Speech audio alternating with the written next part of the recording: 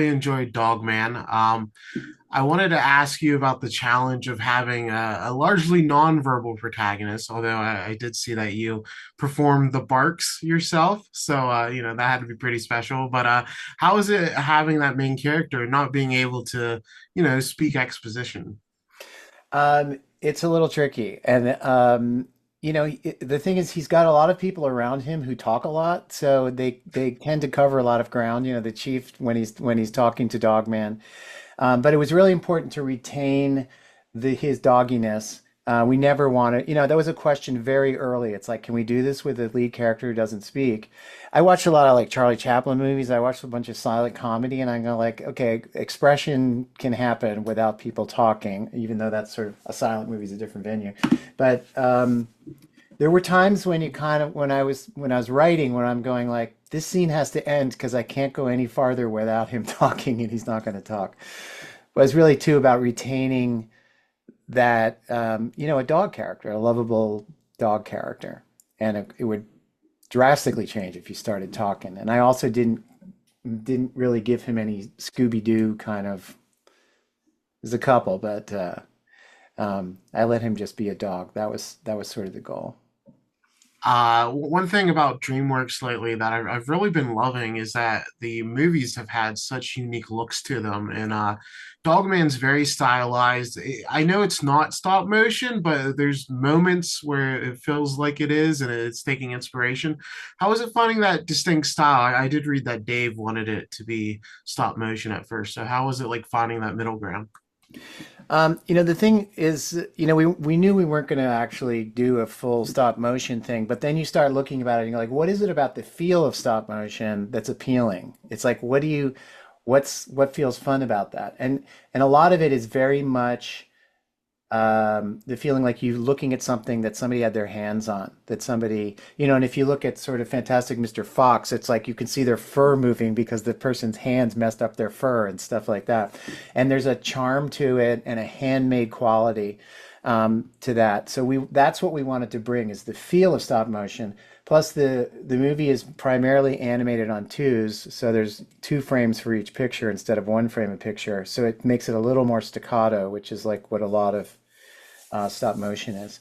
But it was really about keeping that sort of charm, the handmade feel that we wanted to bring into the animation and to the whole look, actually. So we use this term high-end handmade to sort of guide us in terms of the design and in the animation. You worked previously on the Captain Underpants show and the specials that came out afterwards. How did that familiarity with Dave Pilkey's tone really help you with Dogman? It helped a lot because I totally connect with his tone and his style and his desire to be creative and to bust out and do crazy stuff. So when we did the Dogman TV show, we didn't use any stories from the books. I sort of identified what a sort of a pattern of these books is, and we did completely original Captain Underpants stories for the series, and Dave loved them. So when it came time to do the movie, he was very interested in me doing the movie. When DreamWorks approached him. So I just felt totally at home in doing that sort of intelligently silly, wacky kind of stuff. So I identified that with it a lot. So it was pretty easy, to What do. did it mean for you to get that co-sign? Because that's huge that the creator did request you. It's great. It's great. But I felt totally comfortable with it. It wasn't like somebody asking me to do something that I am not familiar with at all. So, and it was a lot of fun. And he's tremendously supportive. And he told me, he said, Dogman is so popular that he feels like he doesn't even own it anymore. It's like everybody sort of, you know, has this owns Dogman in their sort of own way. And in that sense, he's also willing to let you run with it and to do what you need to do to sort of tell the story. So he was very like, I trust you, go for it. I can't wait to see it. He actually didn't see the movie until right before it opened. He kind of held off because he wanted to see it all finished. As I mentioned, I really enjoyed the film, and one aspect that surprised me, I didn't expect it to like tug on my heart as much as it did. And Pete Davidson gives like a very surprisingly heartfelt voice performance throughout this, which I wasn't really expecting from him.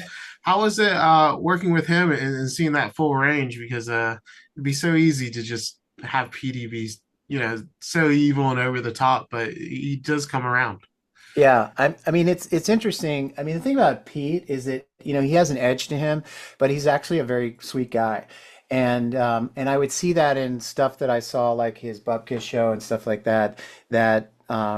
It would go into kind of a sweet place. So I knew he was capable of doing that. So Petey does start out all yelling. It's just a lot of yelling. The movie has a lot of yelling in it. There's just like energized characters, and then that character has really the biggest arc in the whole story.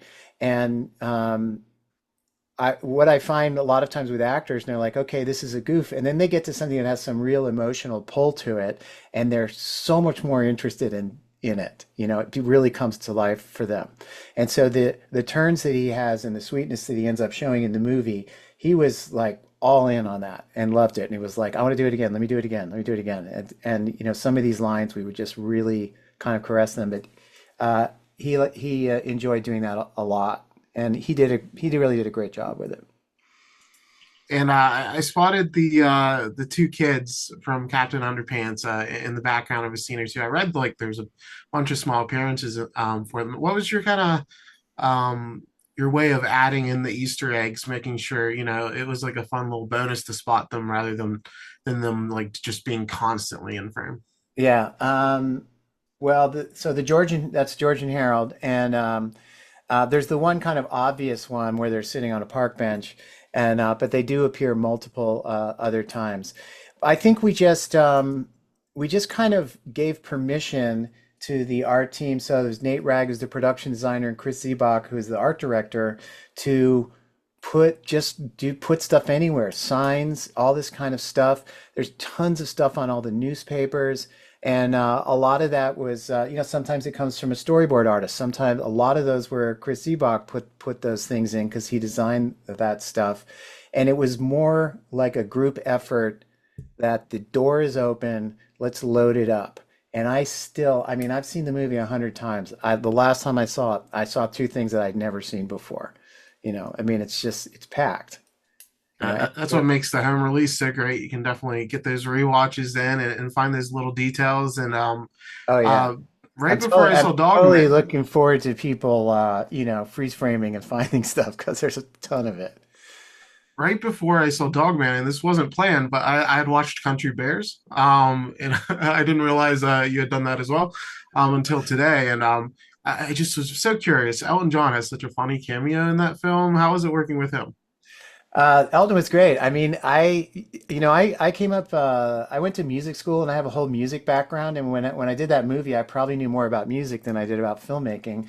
And, we brought all these people, Queen Latifah shows up and Brian Setzer and obviously Christopher Walken, not a musician, but he sounds like one.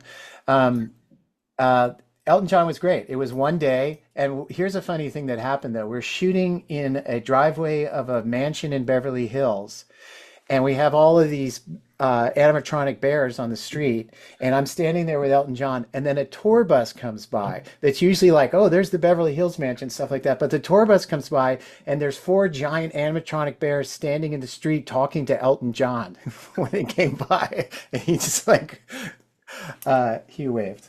He was great. It was super fun. And That's that's crazy incredible. that you would watch those two movies together. Yeah, I know. It was really funny when I was looking you up this morning, and I was like, "Oh, wow, he did that. That's crazy."